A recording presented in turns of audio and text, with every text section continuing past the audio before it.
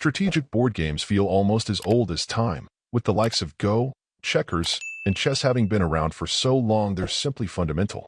While many have been happy to make video game-based adaptations and iterations of those titles over the years, it's more unusual to see a game that instead appears to be intending to try to be a contemporary of them.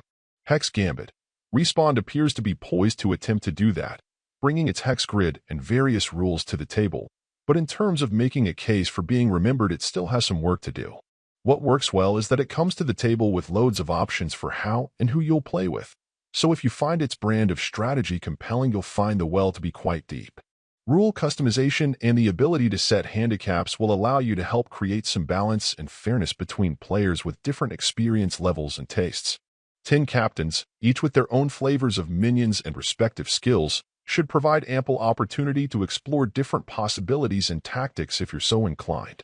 The problem with all of these choices and variety and strategic possibilities is that understanding the rules and how and why they can be applied for dictating what you can or can't do can be problematic. Lacking clear in-game guidance or a veteran friend playing with you to show you the ropes, let alone nuance, of your different leader options and how to be effective with them, really makes your required initial investment to start feeling the game's depth pretty high. Whether it was myself or some friends, we hit situations where we wanted to make specific moves or plays, thinking they would work, only to discover the game wouldn't allow it. Without guidance on why this pattern repeated itself somewhat often, as we weren't always learning from our mistakes and a lack of clarity was frustrating. The shame here is I think most of what's in place is positive, and that with time and effort strategy fans could really enjoy the challenge and overall experience. The problem is that perhaps there are too many options to choose from, while helping people thoroughly understand the fundamentals comes up short. Lacking the volumes of documentation on the strategy and wisdom concerning classic board games from over the ages, Hex Gambit feels like it has great ideas.